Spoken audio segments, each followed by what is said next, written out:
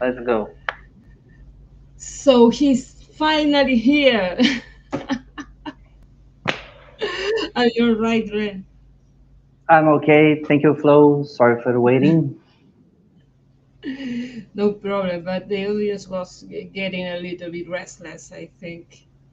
Uh, so what's up today? Because I had to say that you stopped for makeup on the way. Was that the case?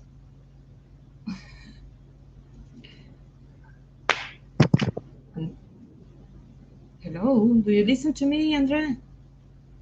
Hi, hi.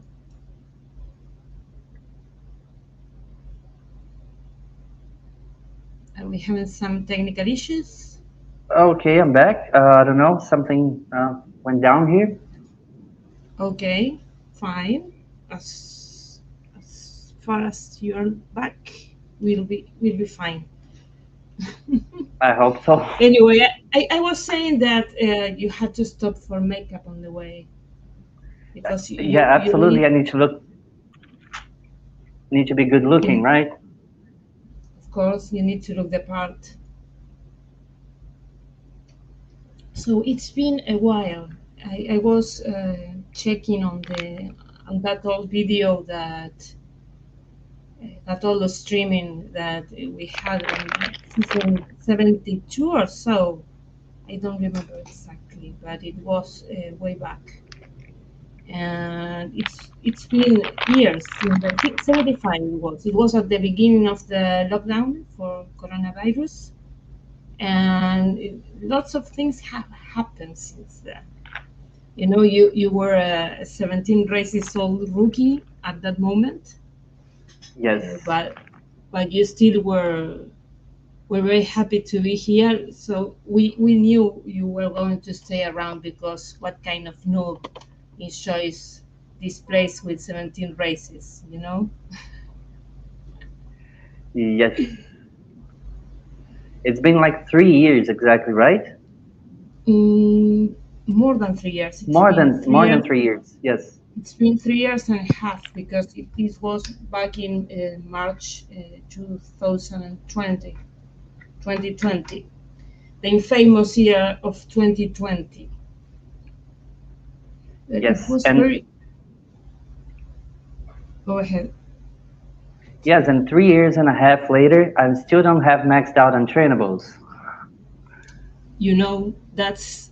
I'm trying to remember how long it took me. I made a forum post at the team forum the day I got to that milestone, but it was something like 5 years. So I think you still have 1 year and a half to go there. I think one more year and I should be there. I have like 76 experience in the untrainables. I mean, tech skill is been maxed out for a while now. It's easier, right?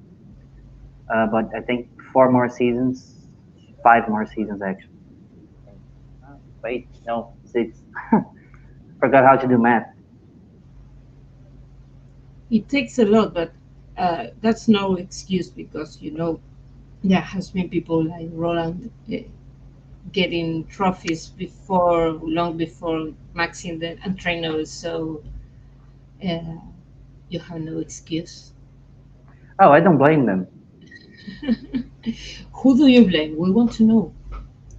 I blame myself, obviously. You that's usually the wise thing to do, but we need to talk about last season. But Yes. first of all, I want to talk a little bit about the in between, because it's been 3 years and a half now. That's a lot of time in anyone's life, but in the life of a pro player, it's quite a lot. To tell me what happened after that streaming. That you were just a noob. You, I guess I'm you still didn't just a have. newbie. Nah, but you're not a rookie anymore, at least. You were fresh out of a rookie, and I guess you started looking for a new team soon after. No, it was I was a Viper back You then. were a Uh, the nice team. exactly, great team, the best team I ever had, and great Mike Bennett and his screenies. Miss them so He's, much. that's hell of a storage system for information. Data storage is really amazing. The screen, I mean, you had to post a screening of your race analysis every race. You couldn't just post the raw data. You needed to post the actual screening. You had to post screening, and that was a major pain in the ass. And that's the reason why he had like I don't know, 10 gigabytes worth of data that were absolutely worthless. Because how can you sweep through a bunch of screenings, right? Not exactly Yeah, I'm trying to practical. wonder. I do get a point because I, for example, have a working formatter for the race data, so we can share it at the team forum, and it's all format the same. We all know where the I don't know the practice labs times are, where the fuel data is, and we can easily read the data for the race and spot if in case anyone has made a boo-boo with the tires of the field, we can easily spot it because we have these format posts. But besides that, what's the point of the screen? I don't know. Data I never collection, asked. data collection is probably easier to do without screens, but we are laughing now, but we have pretty advanced in artificial intelligence nowadays in order to read perhaps images instead of raw data in an HTML, for example. Yeah, your cat is demanding Oh, attention, back then, Andrea. Bring her to the streaming. my cat is always demanding attention. My cat is always demanding attention. She has a lot of opinion about everything. I just ignore. She's She'll be no, fine. don't ignore her. I'm sure No, she's just like that. he's a, my cat is actually here on the. She's sharing the streaming with us, but she's out of camera. She's a little bit shy today. Yeah, my cat is on the floor right now. Anyway, back So then I was a Viper, and I still stayed as a Viper for like two or three more seasons after that. I think I that was stayed a quite a long time. while with the Vipers. I think Yeah, I thought that you had left earlier than that. Uh, not really. I spent Four some. seasons is over half a year, so it's a long time. Yes, yes. I think. I mean, I just completed 3 years with brute force. I think a month, 2 months ago, something like that. 3 years already, Yeah, and they still deal with you. and they still what? They still deal with you. Like exactly, like they're patient people. The Queen Force. The Queen Force. Oh, those times were the best, where you had Queenie and Jacqueline Quintana and Oh, Alex Queenie. Alex Malquin. Still have them. We don't have Queenie anymore, but we still have No, Queenie. Jay I saw Queenie. Q is still around, but I haven't seen him in the forums or in the chat or anywhere near the community in a long, long time. Is he Yeah. still active in the team? Does he talk to you guys? Yes, he's actually one of the most active members in the team. Still, he's very So active. When he's pretty talkative. He just doesn't like us. I see. I get it. yes, exactly. No, he probably likes the community. I don't know. I mean, I think he has a busier life now, but he's always Probably. on the team chat whenever he can. Probably people tend to grow up and get jobs and marry, have babies, and things like that. And that clearly takes time from the Shipro time, you know. Unfortunately, yes. Yeah, things that happen, life happens. Yeah, I So keep telling I'm people to surprised. just abandon their families. Yeah, why don't they do that? I don't get it. I It's don't know. pretty logical. Shipro is life, they say.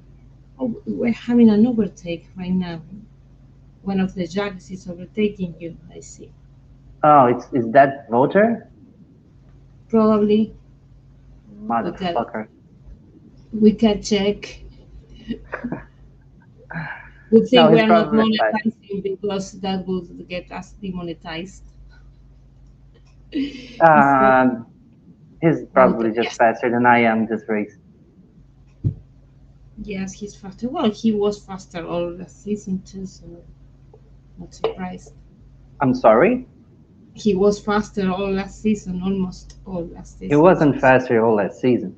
Oh, okay. No, now No, we have a talk. Now we no, are but he going really to. wasn't. It's not, I mean, he deserved the championship, obviously, clearly, but he wasn't faster throughout the entire season. There were plenty races where I was faster than he was, or at least as fast as he was. Uh, in the beginning of the season, uh, more so. I mean, I always knew I had to build a gap to Voter in the first half because in the second half I was going to be slower.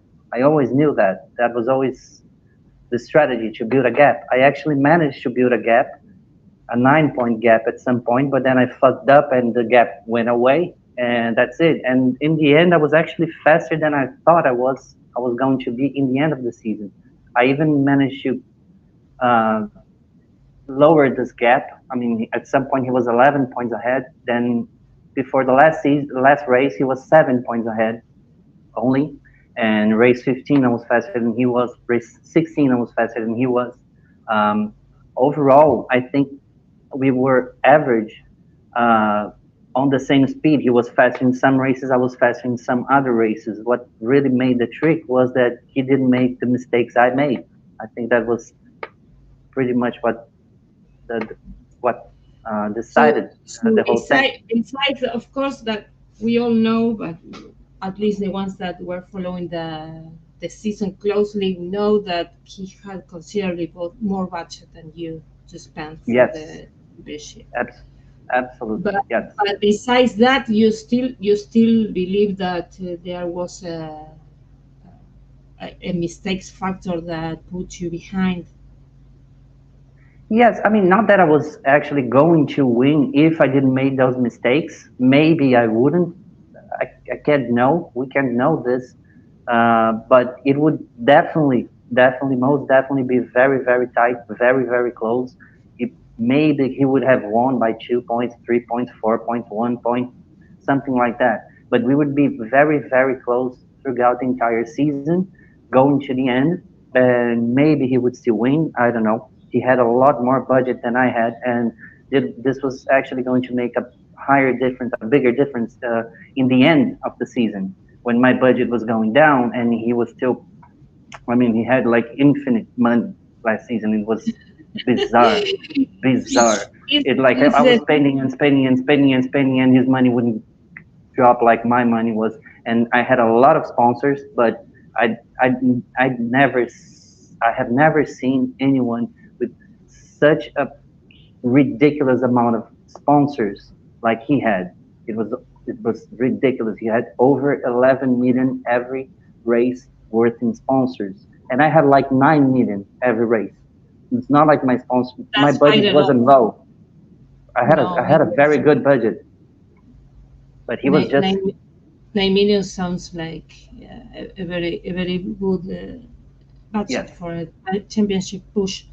And yes, yes, he was indeed averaging over 11 million every race last season. yes, almost I 12. don't. It's the source code, you know. It's what? It's the source code Yeah, of the source. obviously, yeah. You cheaters. Yeah, of course, we are cheaters, and that's how uh, Walter manages to have that much money. Clearly, we are trying Yes, to inject some money into the boat, but I don't know if that's working or not. We need to see that. yes. It was. I mean, when the season started, I didn't think he was gonna have this much amount of sponsors. I really didn't think he was gonna have all that much because looking at the previous season, the preparation season, and he didn't have those sponsors on his car. And I actually thought he was gonna have. I mean, I clearly knew he was gonna activate sponsors and close a few more. And I wasn't expecting him to have a low budget at all, but I didn't expect him to have such a huge Such a gap.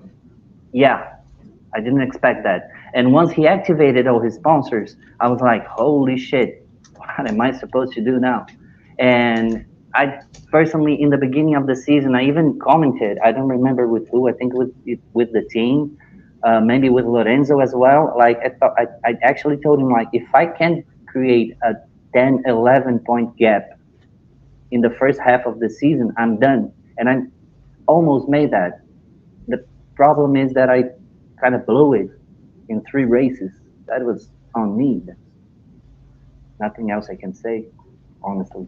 But it is what it is. It is what it is, and what if is will always be what if. Uh, Question, because we had a little bit of a conversation before the streaming in the preceding days, and you mentioned the fact that there were some key races during that season that you wanted to comment on.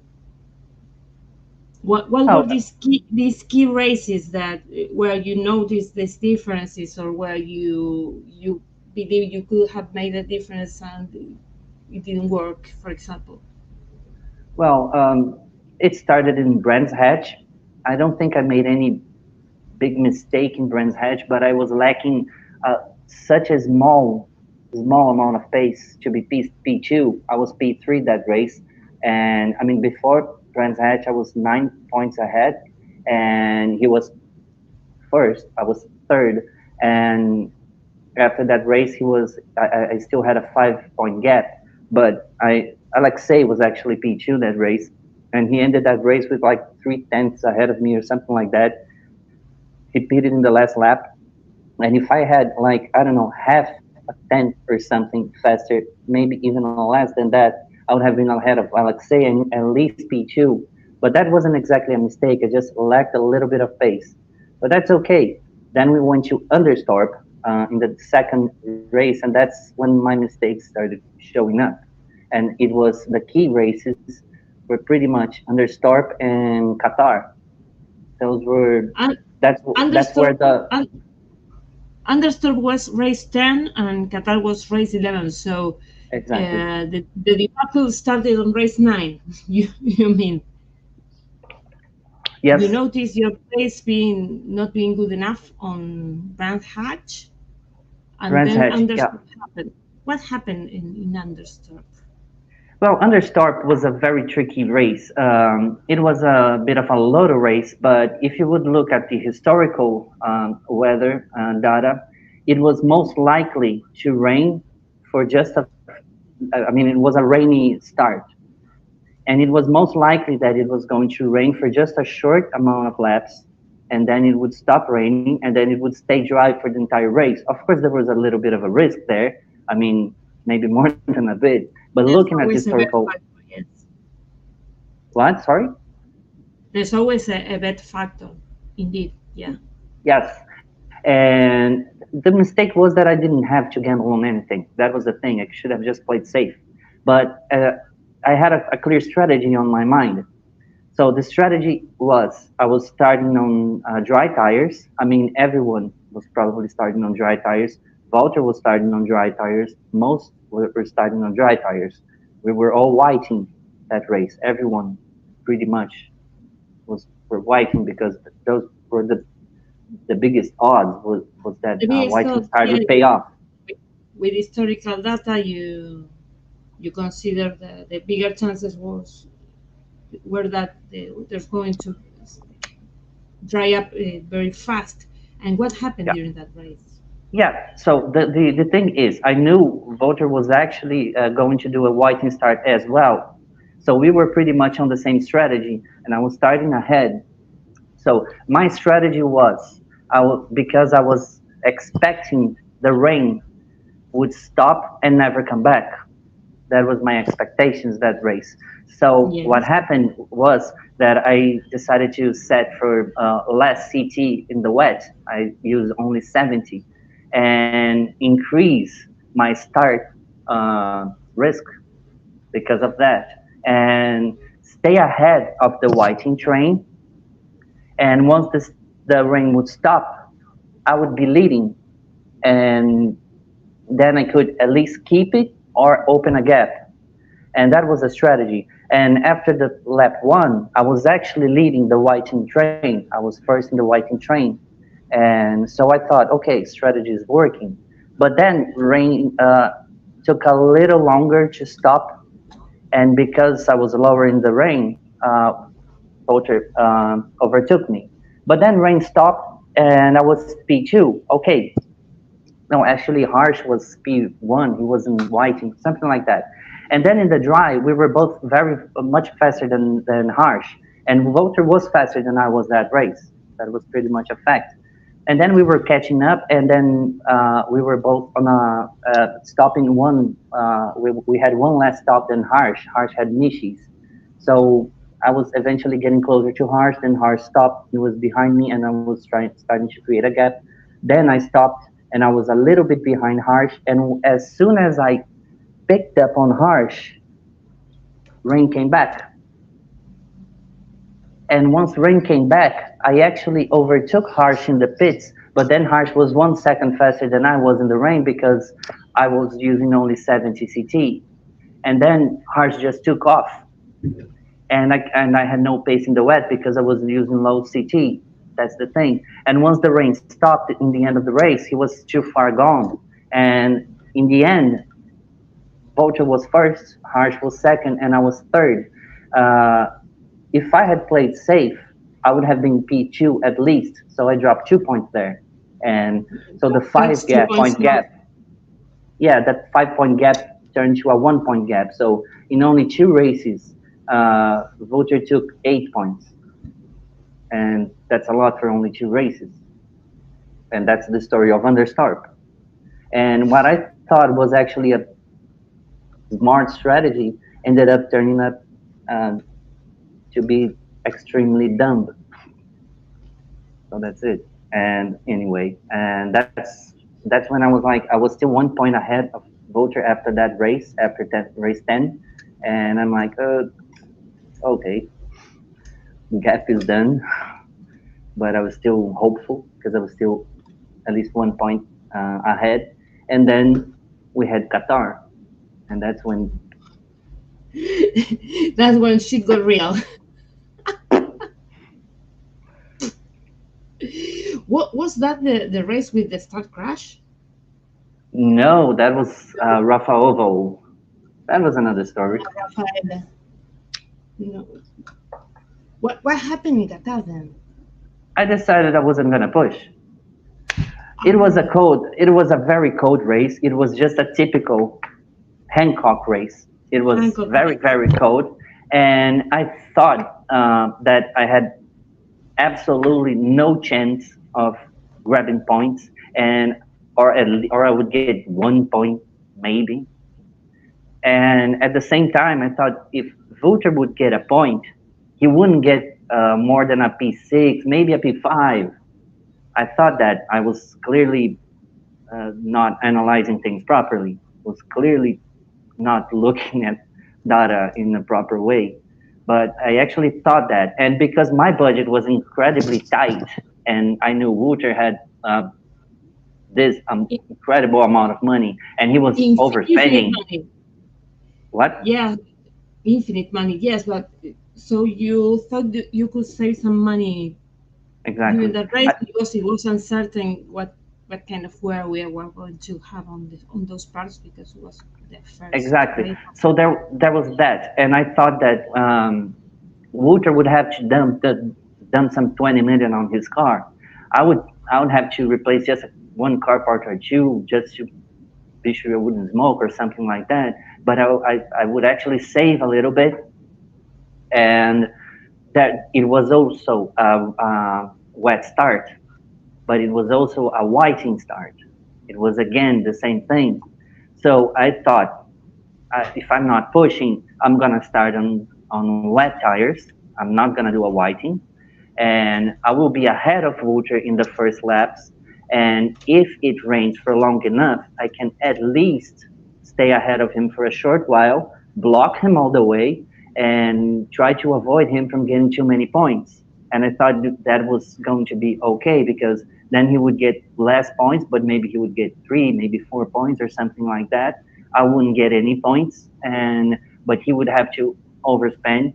He would spend a lot of cash, and since I knew I was gonna have a hard time at the end of the season, I would at least save some in my pocket to be able to push in the following races. And I thought it was going to be worth it. But shockingly enough, we had 2 laps of rain. I dropped way back in the grid. Ended up not even saving much money because I ended up being P21. I wasn't expecting to be that bad, and Butcher won, and that's He and won then I four was like, races in a row that at that exactly, point. yes, yes, yeah. That And point then came was Young, yeah, and then came Young Gum, and then that race he was just faster. He was P1, I was P2, so after race 12, he had an 11 point gap in just 4 races. Everything blew up. Anyway, so that's the story on how you moved it, André. exactly. That's the story of how I noobed it. And guys, we live and we learn. How planned was the push? For how long have you been planning this push? I kind of know, but of course we have an audience today, so people might not be aware of this. I've been How planning did this push for how 3 years. how was the building up working? I mean, did you have a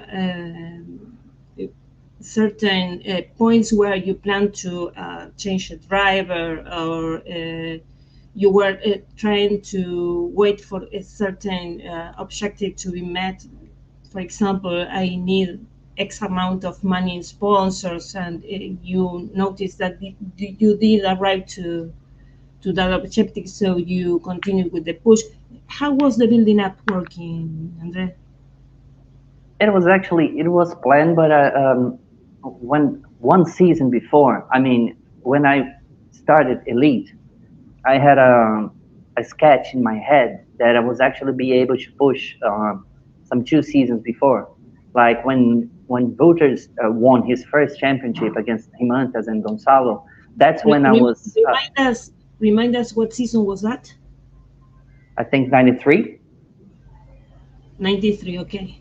Yeah, because that was my fourth Elite season, season 93, and according to the plan I had when I started Elite, the sponsor building up, the CCPs building up, and the training program was telling me that I could push probably by season 4, which was season 93, on my fourth season.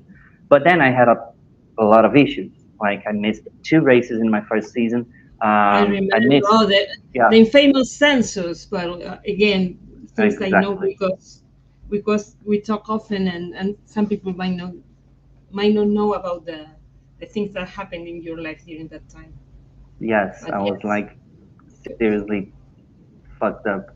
And I didn't only miss those 2 races. I missed those 2 test sessions as well. I missed those 2 training sessions as well. So my account on those races were at a standstill. And every CCP I got from testing I just lost them. It just vanished I, in I, two races. I don't want to see how that CCP bleeding looked, because you are commenting on that, and I'm crying inside.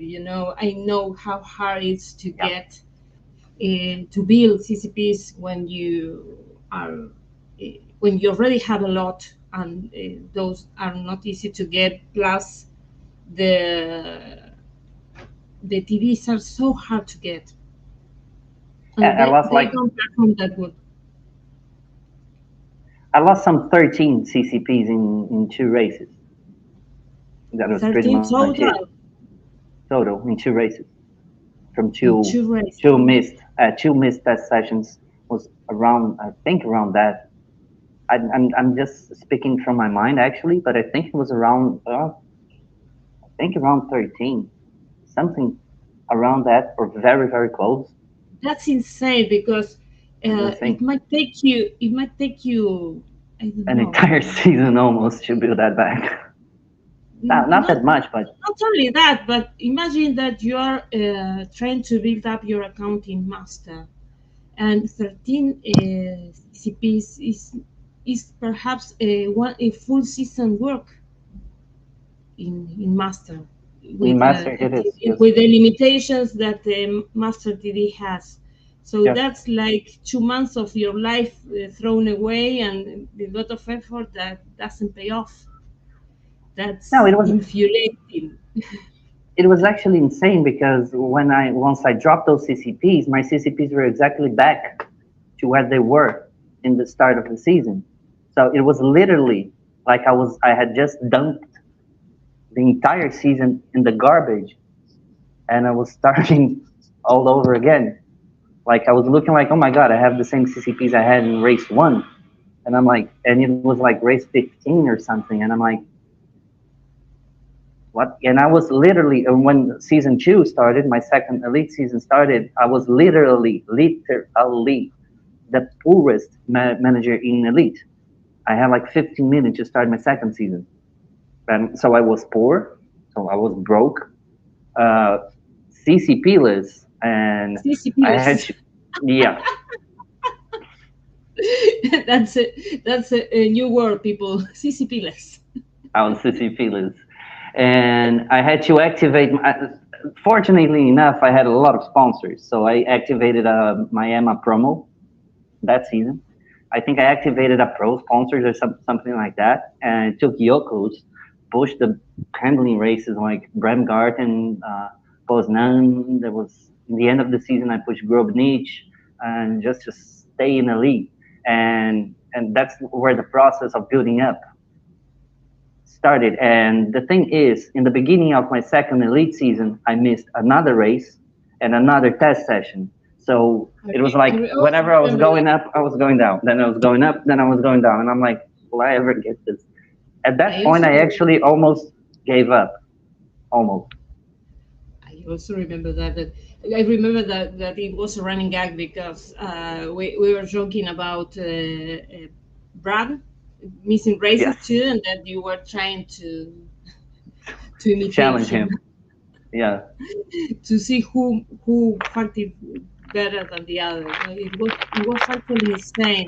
I was very concerned, and I was very scared, and I was afraid that you were going to stop playing at that point. I wasn't going to stop playing, but I was just at that point in time I just didn't know what to do exactly. Like should I just stay in elite? Trying to build, then fuck up, then rebuild, then fuck up again, then try to rebuild again. And how long am I gonna do this? And at that point, I was thinking like, should I just use up my driver till the end and have some fun, take Hancock, go broke, fuck it? Should I just drop down to master and Live take life. some advantage of the sponsor I still had? At that point, I kind of didn't know what to do, but I'm like, I've been planning this for like a long, long time, so I'm just staying here. And anyway, and then I just started adapting and adjusting, adapting the plan, adjusting the plan, etc., etc. And eventually, it looked like I could line things up for season 95, which was last season, and and actually push with a strong account. And but that actually consolidated only one season before when I took Hancock's, and I had no idea uh, how much money I would be able to save on Hancock's. And fortunately, I actually saved more cash than I was expecting to save that season. So I knew by the end of season 94 that I was gonna have the budget to push.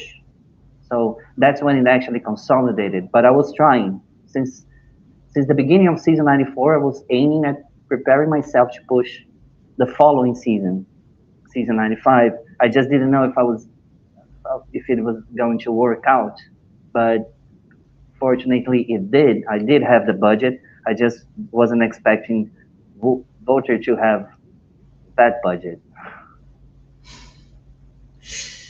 It's a source code, of course. He's a cheater. Yeah, that's that's the thing about pushing against cheaters. Yeah, yeah. Everybody knows that that's how the Jags have got all their elite championships and the team championships too, of course. Obviously, yeah. Someone needs to stop the evil empire, Shag's evil empire. Shags and Malaris, they're evil people.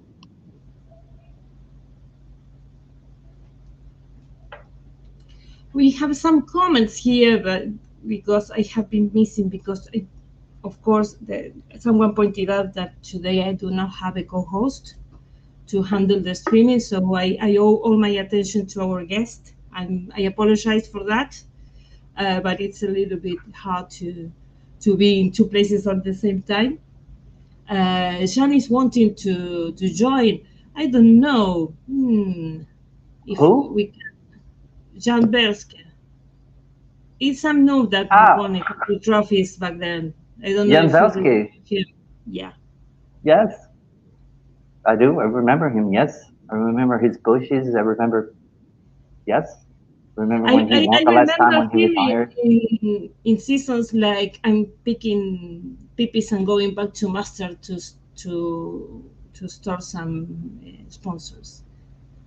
Yes, the yo-yo, the Velsky way, the yo-yo. Yeah, the yo-yo.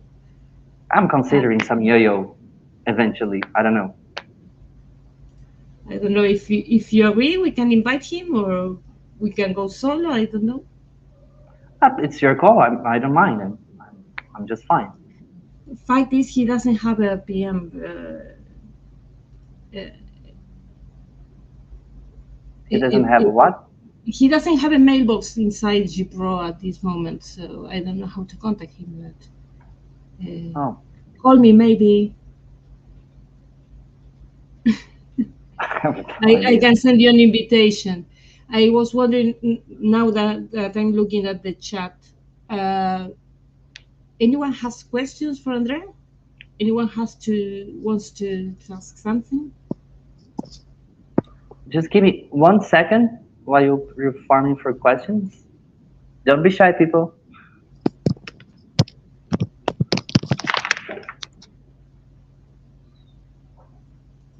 While our guest goes to the bathroom, I could post the link publicly, but I won't be accepting anyone that wants to join.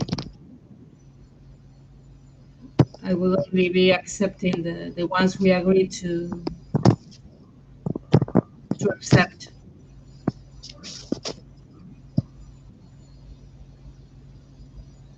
I'm back. Welcome back. How's that cat doing? Because you left her alone and didn't pay attention to her.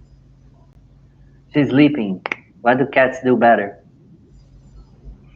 Okay, people, I'm going to make the link public. As I said, I'm not going to accept anyone that clicks that link. We're going to pick who let in and who not to let in. So ask before clicking. That's the link.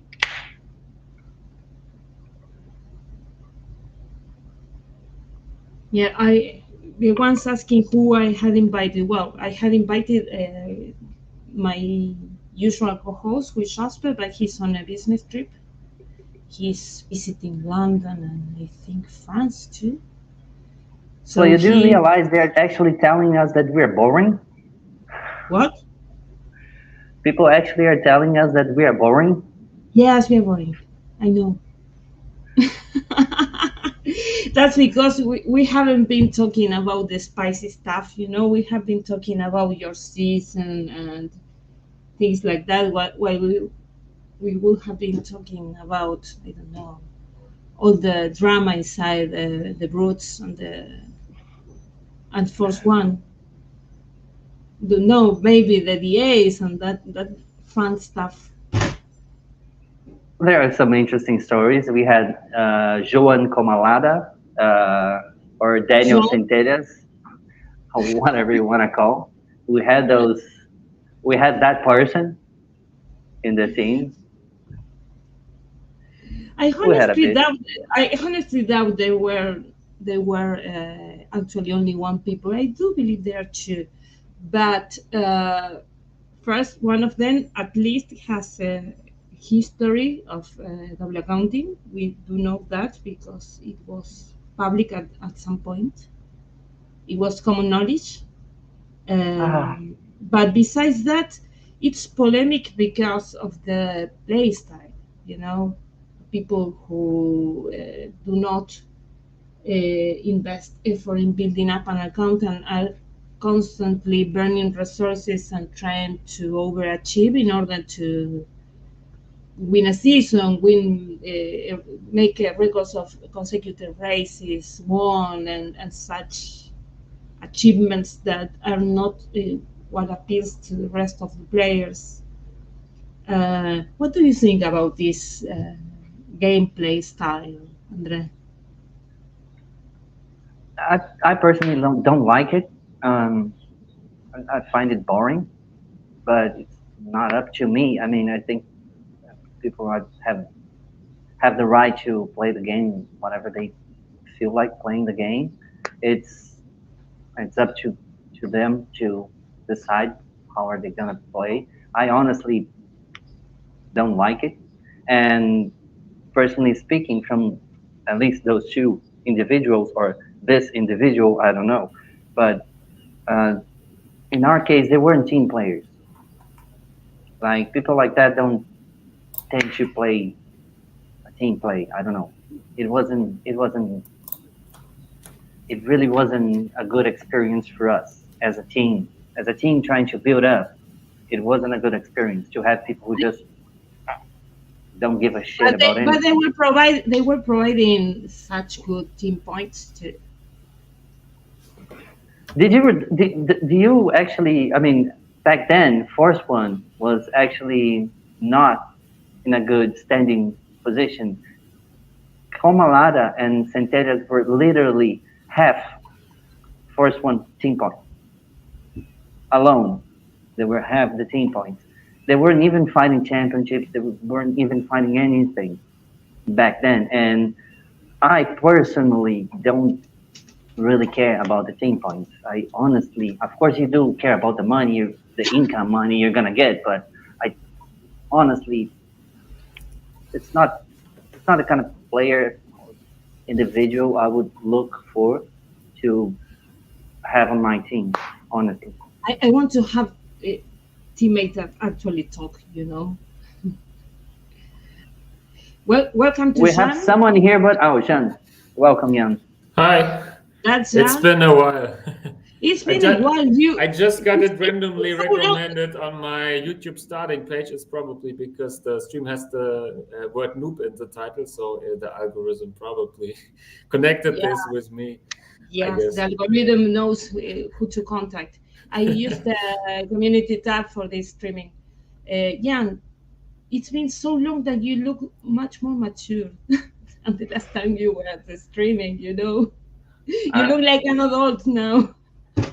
I'm not sure. I think my last season was 82. I have to look it up. I think which season do we have? I'm actually I'm not prepared for the stream. I just randomly came here, basically like always. It's We season know 96. of your intensive preparation before the streamings. I've always been intensely preparing my streams back in the days. Okay, the statistics. Oh, no, wait. We have a question from History. Simone. Simone is asking about what part of the pack is harder to build, the CCPs, the sponsors, the driver, or something else. And given that we have the most recent championship pusher here, who is André, and we have a multiple super champion too, who is Jean, I guess you guys can answer this question, perhaps. Yeah, I think maybe André has already answered the question. No. No. For me specifically, but that was just, I think it's a matter of context. I was coming up from Emma, so sponsors weren't exactly so hard for me because I had plenty stacked sponsors in Elite. When I started Elite, I had like 6 sponsors stacked, so I could just, and many of them were just promos, so I could just use them. They didn't have no expiry dates, and I had an Emma sponsor that had before the expiry rule came to place. So I had sponsors I could just fit, and all I had to do was to fight for a few elite sponsors here and there to just keep my budget and prepare for an elite push. It wasn't exactly easy, and sometimes it's actually very stressful. But I can say in my particular case that sponsors were the hardest part of it. The hardest part for me was to combine everything, actually. I mean, the CCPs were hard for me because I kept dropping. I was missing races and test sessions, etc. So I had to build back every time. Had to build back, and driver, in my case, was okay. I could train him well enough, and money, just keeping a healthy bank account season after season after season without blowing every sponsor you have, and having everything lined up, like a good bank account, high enough CCPs, all the sponsors on board, and keeping your driver high up there, having lining things up was the hard part for me. I have always admired these guys who take this very risky approach, that is using a niche tire in order to perhaps, of course, push in very punctual races, in very cherry pick races, but they do this as a strategy to build up aggressiveness for the driver, while they are also, let's call it this training strategy, while their bank accounts perhaps are not in the best position. You know, the income that you get when you pick a niche tire where you don't have consistent results, and the sponsor progress that you sacrifice during that. Did you try that during any of the points? I had 2 Yoko seasons in Elite. And how do you feel about those 2 seasons in Yokos? Were they worth it?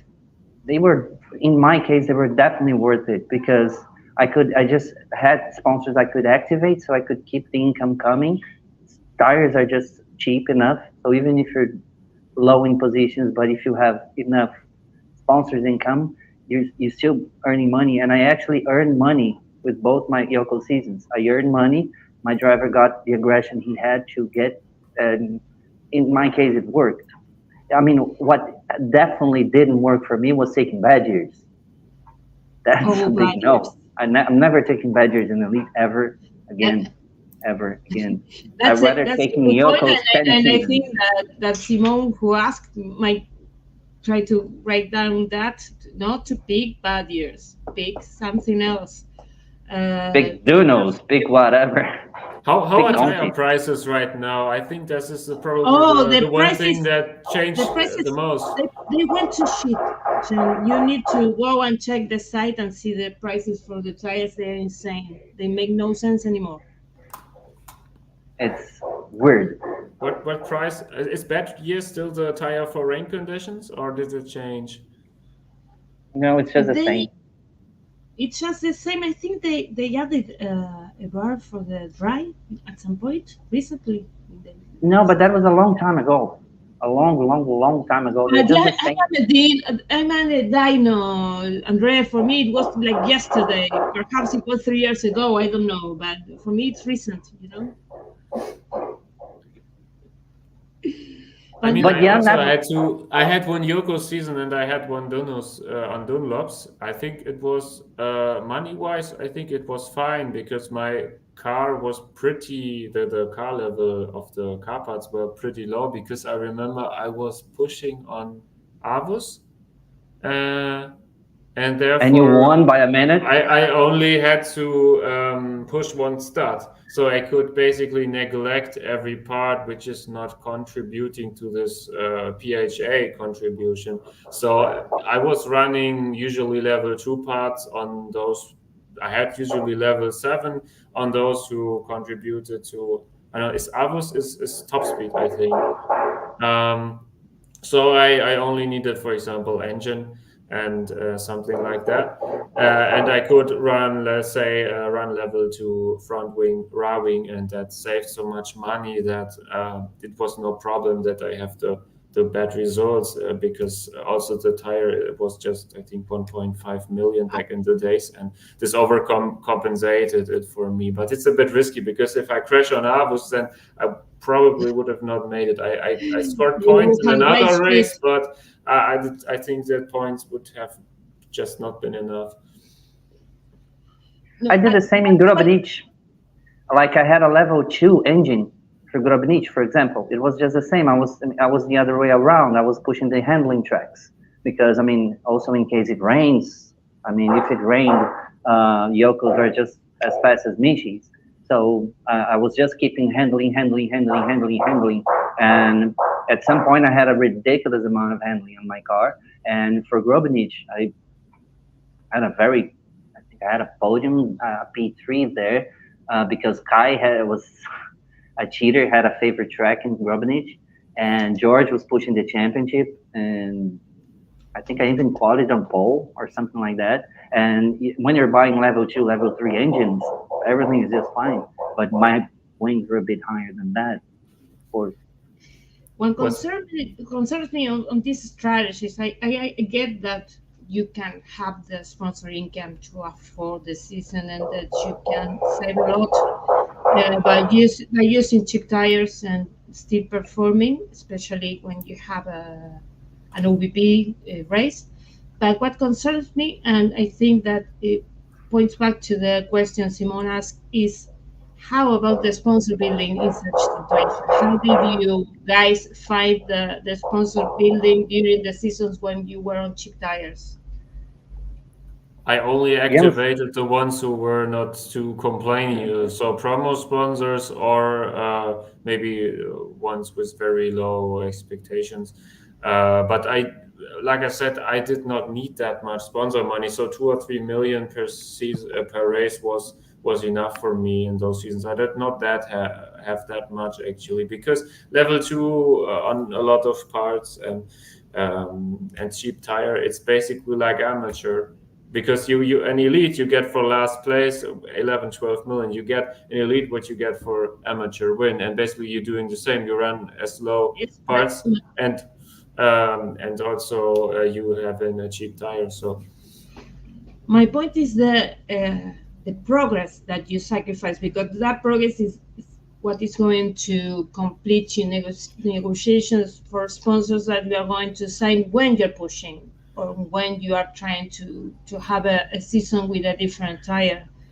That's where my question goes. In Master, I of course I promoted in the season before, so I always had like I don't know 10, 12, 14% progress per race, and I used that to always push a sponsor 3 or 4 races till it reaches 40%, and usually I had a big advantage. and I got 2 or 3 sponsors that way green, or at least one on a very low percentage, so I could afford to only get like 4 or 5% per race, and not lose it. But usually I had the sponsors built up, so I could afford not getting much new sponsors in those 2 seasons, because the prep was already done at that point. I don't think that's possible anymore, to be honest. What do you think, André? Is there no? I think back in the days there was the discussion of expiring promo sponsors. How did sponsors changed in the last 2 years? It's sponsors. The promo sponsors only expire. They leave you if they're not on your car, and you relegate. So if you have a master promo and you don't put that sponsor on your car, and you're in elite and you relegate back to master, you lose that sponsor. So that forces you to actually having to use that sponsor. Okay, so you can't pile up by doing cycles anymore. Yeah, you can't. With master promos, okay. You can't do that anymore. With other sponsors, you can. No, and the other sponsors have an expiry date. So, like for example, you get, for example, you close a sponsor, but it's not on your car. So you get like, depending on the stats, you get like this sponsor will expire in 30 races, or in 70 races, or in 50 races. It depends on the sponsor stats. But you know how many races there are, or is it like random and they are gone? No, you know, so you can plan. Okay. Like for example, I have 40 races to put a sponsor on a certain car spot. You can just plan for this. I think this is a good change, actually. Once you sign it, but it's hard to know in advance exactly how many races it's going to give you. I think this makes the amateur approach more powerful, because if you can pile up, back in the days you could pile up like 300 million in sponsor money for your push seasons, while you can not bring that much money from amateur. And also I think there was a sponsor restriction in amateur that you can only have like 5 sponsors, I think. Yeah, okay. I mean, it's. I just had when I was going up, I had 2 pro sponsors that were actually okay. They weren't amazing, but they were okay, and they were like 70 races for expiry. And I actually stacked them in master. I started negotiating in pro, stacked them in master, so I could use them later on in elite. Because they had very good stats. You don't get 70 races. 70 races for expiry in sponsors, so I mean, you could still do 1 cycle with such a sponsor. So I mean, 4 seasons are 68 races. So and I mean, if you start activating it in your promo season and master, for example, you could still take a lot of money after tax if you just get to pay 25% of that money. So still useful. It's still useful. I personally don't have any stack sponsor anymore. I literally burned every single one I had. So I blame Walter. Yeah. He did that to you. Thank you, You finished Walter. second last season, right? Yes. Okay. It was close battle, I have seen. So at some point, were you leading, or were you thinking you would get the world title, or was it always a bit behind? No, at some point I had a 9-point gap. I thought I could win. And you were 9 points behind, or you were 9 points in front? Ahead. I was 9 points ahead. Okay. Did you start crash in race 14? I have seen there was a 39th place. I start crash Walter. We both crashed at the start. Okay. We both crashed, but he dropped out and Walter didn't. If you burn, then the other person should burn with you. Yeah. And that was like you down with me. Yeah. And that was actually very crucial, because my budget went way down.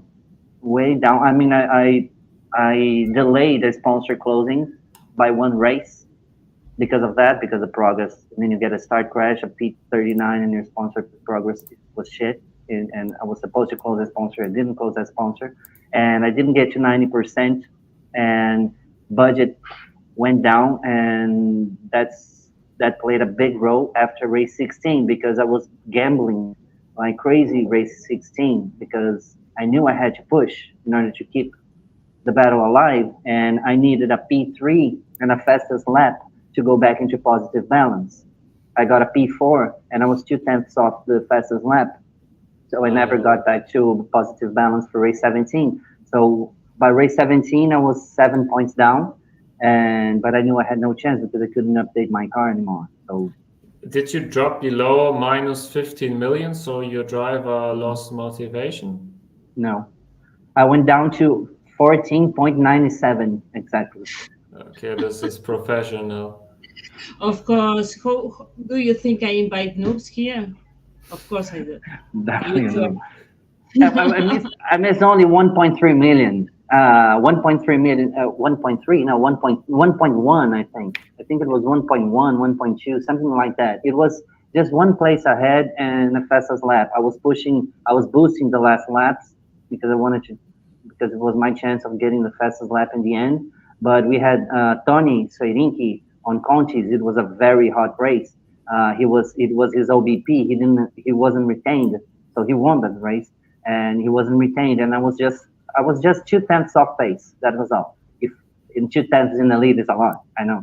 But if I could have been 2/10 faster, I could have made it. But yeah, 2/10 is a lot, and I was just 2/10 off pace for race 16. That was it. But I had to try. I just had to try. I just bought everything I could. I definitely believe that you did the right thing.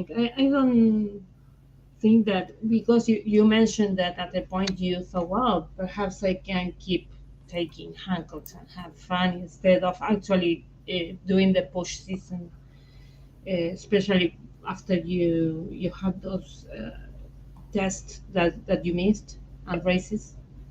And I think you did the right thing, Andrea, because how else were you going to get the experience that comes from a championship push if you didn't, especially with the team of noobs you are at. Exactly.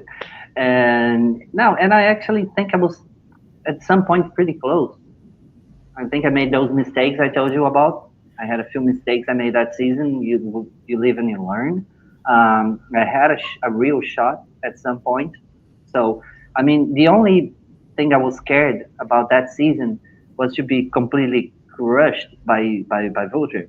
Like, being humiliated, and he was really winning race after race after race, and after race 5 or something, he was already 12 points ahead, and I'm like, okay, I have no chance. But we were actually very close in plenty races, very close, and you could see his frustration. Vulture was fuming in some races, and I actually managed to push him into a point where he was actually negative in balance in a few races because he was pushing, and with the amount of budget of sponsors he had, to take him to be on negative money at some point was actually pushing him as hard as I could financially, and he spent some 611 million that season. It's not like he spent a dime there. I mean, I think I only saw George spending that much. I mean, I don't know about Jan's push seasons. Can you still look that up somewhere? I have some. I was probably in the 550 range, I would think, but I'm not sure. Yeah, I mean, 611 million. That's insane. It's insane. It's insane. It's insane. Yes, it is. He just dumped. I mean, and that's pretty okay. I mean, I at least made him spend everything he could. You made him bleed money. Yeah. No, and we were both at some point. You could see we were both dumping money. It was just like that. We were both dumping money. We were high up there in the money. The page. Yeah. That money page, you could see we had a lot, but then you see we kept going down, and at some point we were like It's just that we had a good income, of course, because of the sponsors. But uh, anyway, and I spent like 500 and close to 560 million that season. But I was my the plan, my budget was to spend 590, but that start crash killed my budget. But I was going to spend more than what I did. I think at some point I felt like it's spending money gets really inefficient when you start buying. I never really got much of buying more than level 7 parts. So I bought level 9. oof. No It joke. depends on I failed You hard have to in my buy- last championship push season. In my first race, I had like level 8 or Did level you- 9 parts, did you and I never- finished 15th. Jan, are you going to tell me you never bought level 8 cooling, for example? Yeah, stuff like that, but Well, temporarily. then But I clarify didn't what feel like kind of parts it we're talking was about. that bringing that much. Like if, let's say, if you have 50 million more and you're still a bit better, if you have 50 million less and you are prepared really well when you're in your terms of your car change structure, also your driver, I think you can still compensate that because those 50 million more spending is giving you not that much advantage anymore. I don't know. I guess Vulture. I don't know. I mean, at some point, I didn't know what to buy anymore. I think if you come to a place, but for example, if I had cash in the last race of the season, I had the plan of buying a level 8 engine. Well, I didn't bought that because I couldn't go back into positive, but I was going to buy a level 8 engine for the last race of the season. well, I just couldn't. And I understand what Jan is saying, but that season, I'm probably going to touch phobia areas here, but so be it. But we had a lot of low energy tracks. It's not like, I mean, none of us. I mean, I had at some point close to level 11 car. It wasn't, I never touched level 11 car, but I was going to touch a level 11 car in the last race of the season, and I'm pretty sure I would still be fine with energy. Phobia. okay. How many car character You points gave did a you? hit there. Oh, car character points. That's a whole new story. Oh, Did you that's a stop long testing story. at some point? Yeah, the last 3 races I couldn't test, but they That's just no problem. dropped. Yeah, they drop only for race 1. But the thing is, I had a shit technical director that was actually going very cheap and bonus free.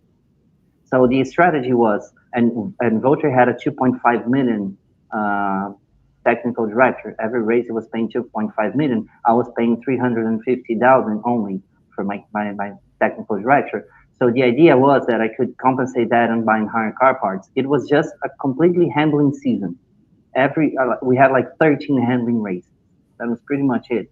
We had Jerez, La Frontera. We had Suzuka. We had so many races where power and acceleration just meant absolutely nothing, or just tiny detail. So all you had to Handling focus is on always- was handling. Handling is always What?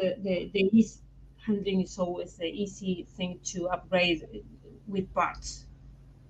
Sorry, So I missed it's that. very easy to just put more money into those parts. If you Exactly, have a like race. yeah, like buying an level 9 front wing, for example. Yeah, I think It's handling gonna is last the, one race, but handling is Anyway. the stat that least correlates with P and with power and acceleration. So I think you can most independently buy handling. If you, for example, wanted to buy acceleration, I think it is Yeah, always It's almost impossible. correlated yeah. so much with handling that is difficult to achieve a big difference between those stats. Yes, and for example, my technical director was such a big jack shit that in the end of the season I had like 134 total test CCP. Yeah, you got this. I don't know if that was a wise decision or not, but in the end, I'm not even sure that's what. Uh, in the end, I don't. I'm not even sure that made much of a difference. To be honest, I mean, I had less CCPs, but I was always on close to the same car levels as he was having. So he was paying more on technical director. I mean, his overall system costed a lot more than mine. His driver was more expensive. His technical director was a lot more expensive. He was paying more for staff and facilities. And how did you get such a cheap technical director? Because he was shit. But he had very good pit coordination, so I could still get the pit stop. Okay. I think pit coordination TDs were not that expensive. I think the ones that are good for testing were usually expensive.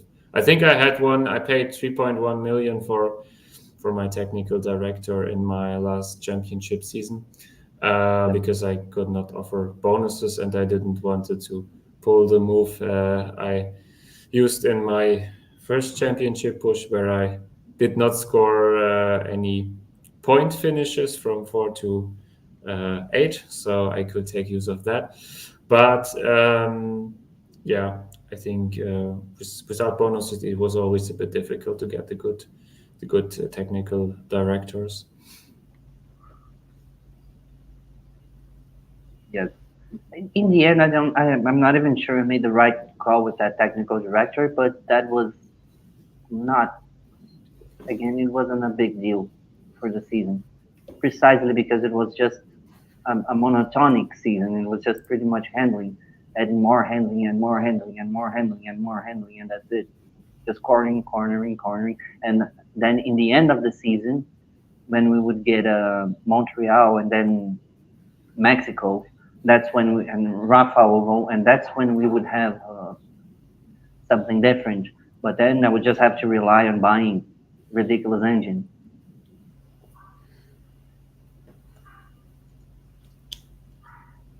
Did you train your driver from master, or did you hire a new one after you promoted to elite?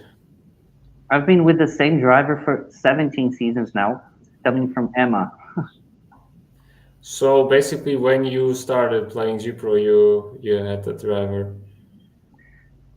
More or less. I mean, I when I started this driver, I had 6 seasons in G-Pro. I think I only used 4 drivers, 3. I don't know. I didn't have too many drivers in G-Pro. I think I had one in rookie that, I mean, you have the automatic driver, but I never used him.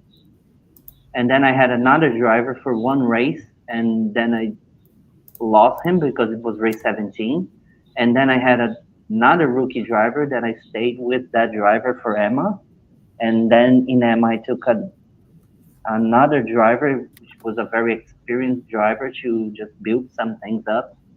And then I took the great base V-Drunk, and he's been with me since then. How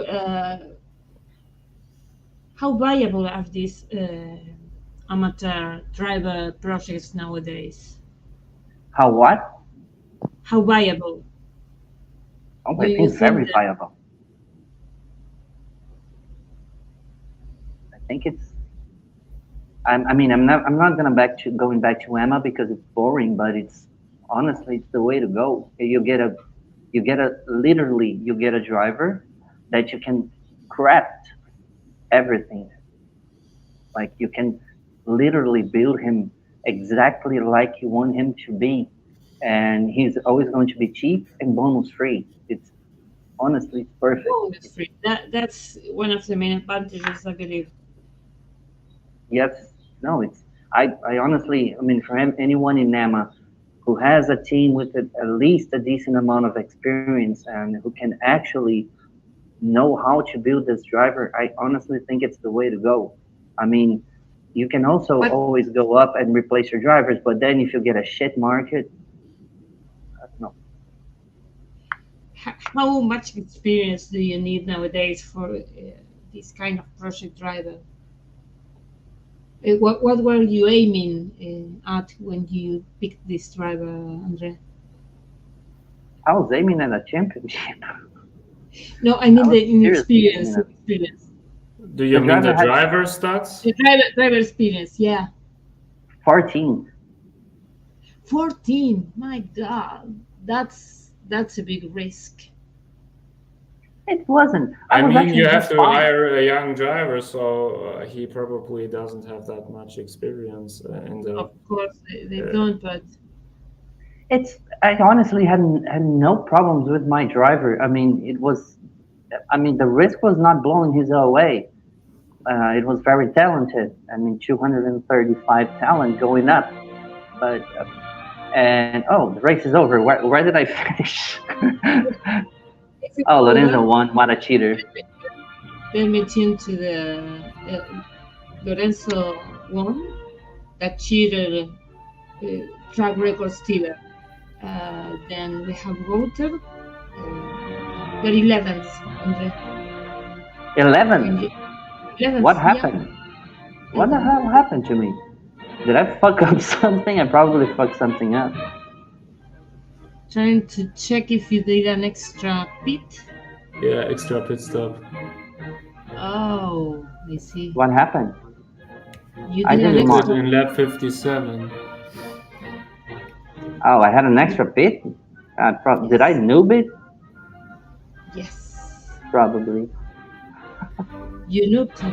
In our team, Yeah. we call it the data. Exactly. Oh my god. Yeah, you pit 4 times, so yes, that's an extra pit, I'm afraid, André. I I'm think gonna have to check. I don't know what I did. I have no idea. I don't know what I did. The phrase for today from André. I don't know. I remember in my last championship season, I was live in the stream of race 1 when I completely screwed the race by running out of energy after 30 or 55 laps. And I had to watch how I lose like 4 or 5 seconds every lap while 100 people watching live. This was pretty painful because I was expecting to win the race or finish second. I bought level 8, 9 parts, had a level 11 car, and I finished 15th, and Walter was second, and I was completely.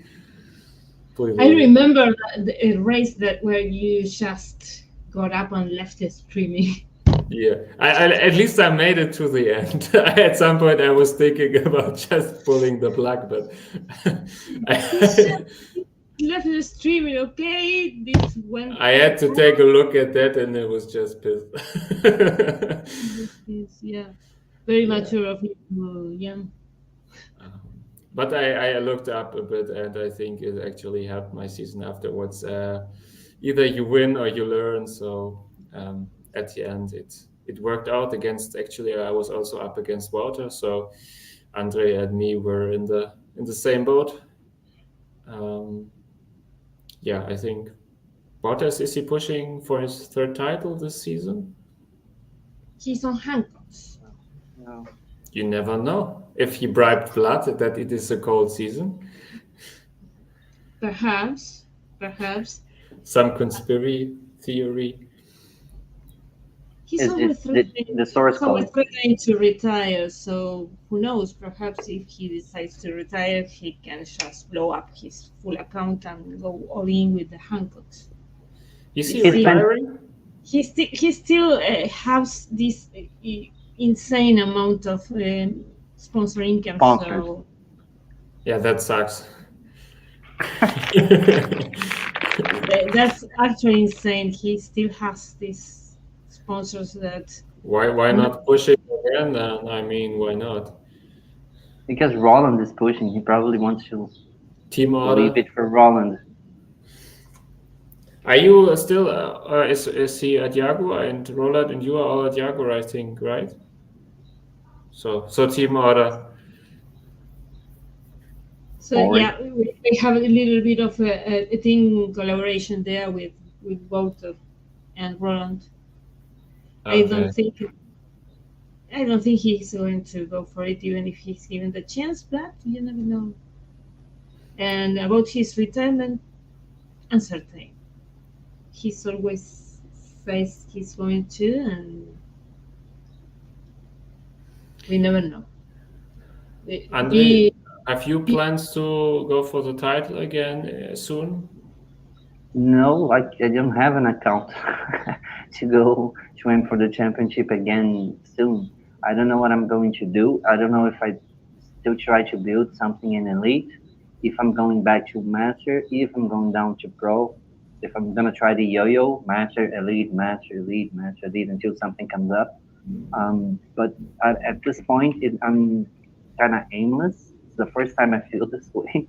I mean, I didn't even have a plan for this season. I hardly have a plan for this season, and I mean, I missed the last three test sessions. So I mean, next race, for example, I'm gonna have master level CCPs again. I'm just using my Yeah, I mean, driver. you probably have to decide between going to master and cycle or going to amateur, I think. Um, Yeah, I'm not going to amateur, honestly. I'm probably maybe pro, but Emma, I kind of don't feel like it. Don't want to. I've been 10 so seasons there. there are still promo sponsors, right? Yes. Okay, so then I would think that maybe the amateur. So when I was pushing, I think the master elite cycle was more powerful than going from amateur. But with this change that the sponsors are expiring, I think this changes it quite a bit because I could have imagined to go to amateur, but it was also, I think it can be a pretty safe approach to just, if you have a lot of patience. So if you are willing to, I mean, we're talking about probably 2 or 3 real life years. If you really want to maximize on that, so you take a driver and you do some things with the driver to even tweak the stats more and get some, let's say, some stat that is not increasing speed to zero. If you take it to the extreme, which I think is the most important part, it's not so much about which stats the driver has, it's more about which stats the driver don't have, because you are always limited by, let's say, 135, 160, 185. So in the end, it matters more about what does the driver not have, because everything this determines the point how much you can fill up the useful stats. So if I would push again, I would probably take the other stats to the extreme low and then do it again. I still, I mean, I still think I can recover some CCPs in elite at least, and then I can try something in master. I don't have no idea, and then maybe probably pro. I think with some good runs in master, I could have a few sponsors, and then take a disposable driver in pro, build something up there, build some money, then take a project in pro, and then go up, etc. I mean, you can still negotiate with a lot of sponsors in pro, and you can get a lot of good sponsors in pro. I mean, Roland did this, and he's pushing now. We have Pablo. Also, I mean, he's taking PPs now in elite, but yeah, Did Roland leave elite? I yes, think at and he some went point he back to did. pro. Okay. I He never rebuilt thought in that would pro. happen.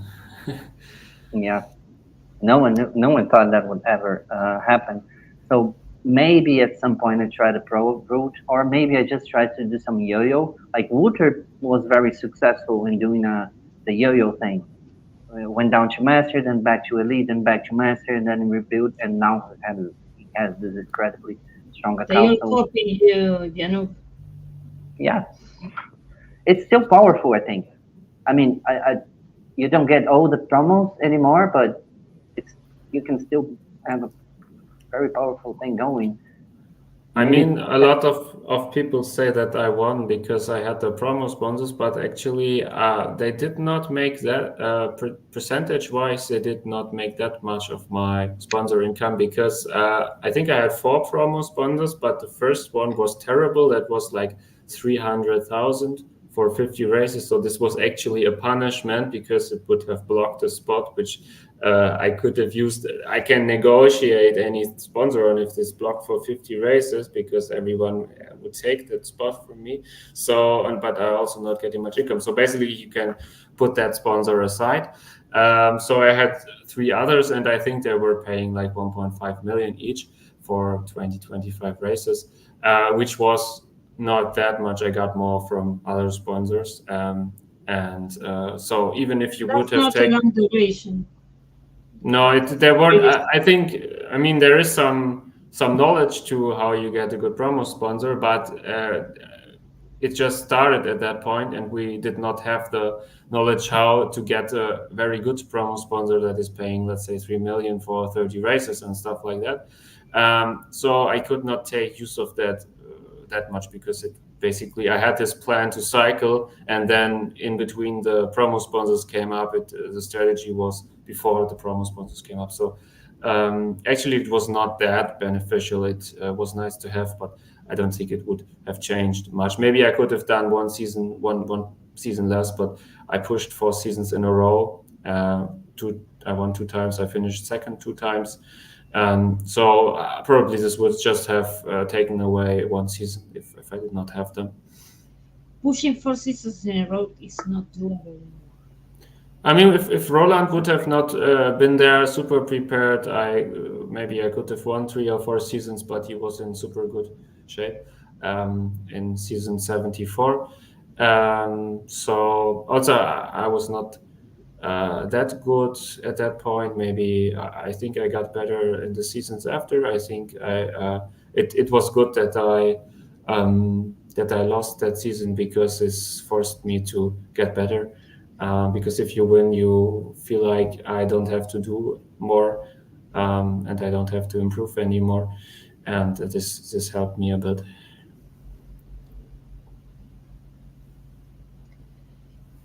It brings good point. a lot of team knowledge when you go for these pushes and you fail, because you not only get this knowledge on how to prepare better, but you also level up the team and the ones that come after you. If I recall correctly, you were the first Nuvolari to be champion again. I think Juk was before. Juk won season 70 against awesome Polish, one of the Polish racing guys. It was a very tough fight between Juk and Tomasz. I think Tomasz was his name, and he Tomek, probably. If he's Polish, it's Tomek. Tomek, yes. And this was Juk at some point didn't thought he could win, but then there was this one race where his opponent forgot to qualify. He did in the last minute, but he could not do any setup, so he finished 39th. And I think he gained 8 points at that point. And I think this was the time where I started holidaying Juk, because he got nervous and was afraid of screwing something. So I think I holidayed the last 15 or 16, and 17 he did again. But actually, I was involved in some things. But for me, it was good knowledge to see some championship push before, and I think Juk also got 3 titles. So I think Juk is a bit underrated, because he achieved at least as much as I did. I don't think he's underrated. Yeah, I think maybe he's not so extroverted, because he has not the same presence in the stream. But I think in terms of his achievements, he's probably pretty high up.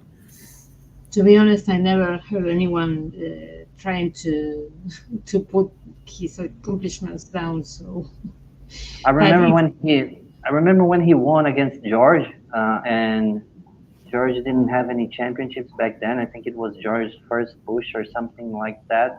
And you had a ridiculously monstrous account, like 150 million or something like that. Great sponsors, etc. He just had huge account, and I think it was one of the strongest accounts people have seen back in the day. So Yeah, I He think was there also was very even a strong. point where I told him, you're overkilling it." Because I thought like, okay, I think this is enough now. Just save a bit of money so you can do 2 or 3 championship pushes instead of one, which is overkill. Or at least push the first races and then put it a bit down so you're not spending more money than necessary.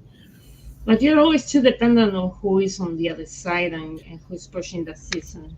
Yeah, but I How think can you you can estimate the package a little bit. I mean, you see the driver, you basically, I mean, we know we can basically estimate the stats the driver has. You can see the money, you can see where he is ranking in terms of sponsor money, you can see which technical director he has, which car level he has. So I think before a season, I can pretty much, at least after I know tires, I know who's running for 1, 2, 3, 4. So I mean, if you, I don't think it's that easy.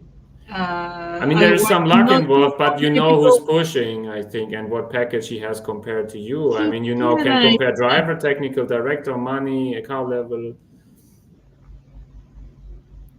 You can estimate things like, for example, I was always estimating more or less. I was never too worried about looking at this, but I was always looking like how many more CCPs does Volter has.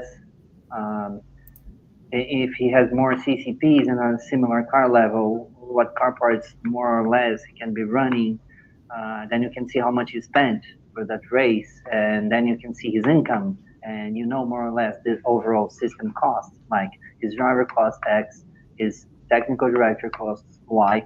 He has a high level staff and facility, so you can more or less know more or less how much he's spending on that, and then you can look at his income and check with your own income and kind of estimate many how much is it getting from sponsor income and etc. And the same for drivers. You know his OA. I knew Bocher, for example, had a higher talent than my driver by 9 points, and if he had 9 more points of talent than my driver and we were running the same OA levels, I had more aggression than his driver, for example. I was always running more aggression, but it was more or less driver wise, we were more or less on the same page. And you kind of can try to check what do you need to do. Like maybe I need to run something higher here to be able to match, etc., etc. You can kind of guesstimate those things. I mean, some people do it better. I don't exactly track everything, every expenditure, try to figure out exactly what car parts the guy had bought. I mean, I know you can't do this, but I don't exactly do this, but you can kind of have a notion on what your opponent is running on, or at least what your opponent is capable of running in a season. Georgie, who is currently a lead on the bridges, is asking how much talent a championship driver needs to be nowadays. We are not going to count the Ned Vladik, who won with a 135 talent driver back when the experience was overpowered and pretty much bugged. But how do you estimate not less than 230, something close to 240? I think Bruno, when he won the championship, he had a fairly low talented driver, like 200 and a little bit 210, a little bit above 210. I don't remember exactly, okay, but I remember I did check that back then, and it was relatively low talented. Low, yeah, for elite terms or championship terms. I Yeah, think Juk, when he won his first championship, I think the talent of the driver was 208. The driver was also rather bad for a championship push driver. That I sounds think pretty low. Yeah. I think what I've seen at least, I remember when I was following Elite and when I started elite and then pushing elite. And what I've noticed is that generally speaking, there are exceptions, of course, but generally speaking, people nowadays tend to push with higher away drivers than what I was seeing back in the days, which kind of points out to the point that maybe people were running higher talented drivers now. I don't know. I mean, I'm just taking a conclusion here. Might not be exactly that, but back in the days, I felt like at the top that the game tends to get more competitive every season because people are learning more, especially about this PHA stuff, and also the level you need to win a championship increased always a little bit because the package you could completely demolish Elite Wiz in the around season 70, 72. Was actually a package where you were 1 out of 4 people 10 seasons later because the level was higher. There was no more knowledge available, but I also felt that the competitivity in the lower leagues decreased a bit because there were less managers. I think the amount of active users is declining a bit, unfortunately. The size of the pyramid, yeah. I'm not sure there is a bit less, competitive TV. That's why I believe they keep increasing the price of the tires, because there's so much money available at the lower tiers, and while you are building up, that you're expected to overpay for tires when you're right there because you have been basically abusing your experience over very inexperienced drivers. I mean managers. How much have you seen how money expensive tires right now? Oh, it's insane. Bridge rocks are 10 million per race. 10 million? I think when I raced it was around 7 million. Yeah. Well, I think Bridge rock was already 8.4 at some point, but 10 million is a lot.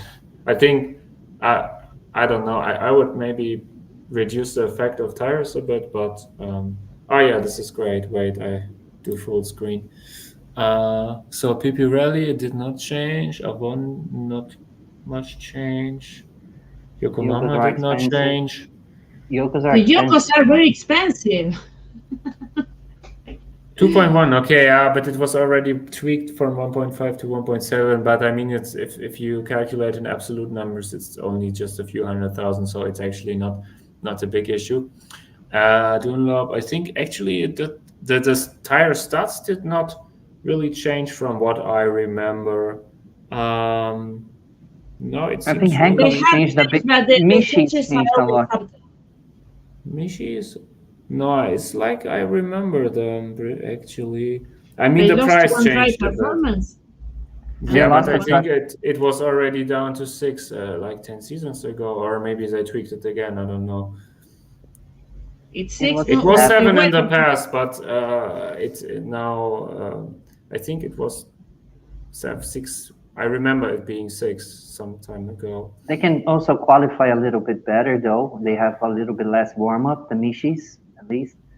And the Hancocks, I think they lost 1 wet bar. And they are more expensive. They're like it would matter. Yeah. But if they're 5.9 since it never rains and you suck anyways in the rain, so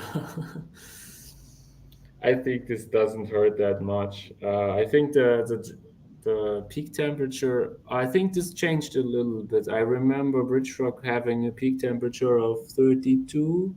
It's 35 now. Mishi's had, I think, 24. It's 25 now. Thank you, Miri. Thank you very much. 11 Contis. No, but I think it's not that much change. I expected more. Kisses, James. We have James, my bitch. We have many people reviving from the death today. We have Hans watching the streaming. Hans Barf. Our crew member, Hans Barf. Ah, I okay. mean, he has not been retired as such, but he is not very active these days. Husband is arriving, ladies and gentlemen.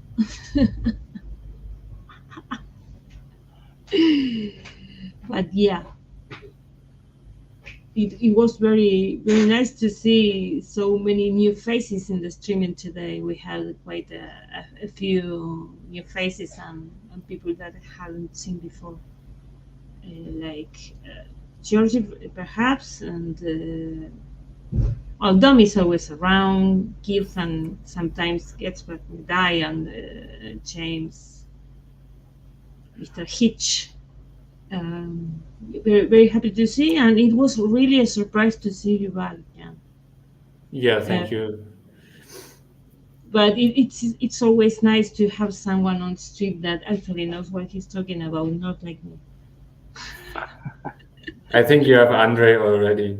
I think he is Yes, of more course. in the. He knows his shit, but he can talk to I someone mean, who knows. for me, it's like I'm like a retired football player from 10 years ago. I know some things, but I think if I would now face Andre, it would probably be hard to get back instantly. Not with my CCPs. Not with your CCPs, that's for sure. But you have other tricks under the sleeve, André. By the way, who won the seasons in between? I've seen George won quite a lot of. Was it George? Yeah, I think George won quite some seasons, right? Yes. He did. We can go through the. Yeah, I will. Or I can make a live reaction because I don't really know much what happened in between. I mean, I remember Joachim Morang retired. This is season 95. Here okay, we have I think 80. My last season was 82, and so 83 would be the first new one. Jorge, we have Wouter again. Maybe do it chronologically. Start with 83 and then you go to 96. Okay, as you wish. 83, we have Jorge. Okay, yeah, George, I think, yes, exactly. David, that was a surprising one. But pretty dominant also.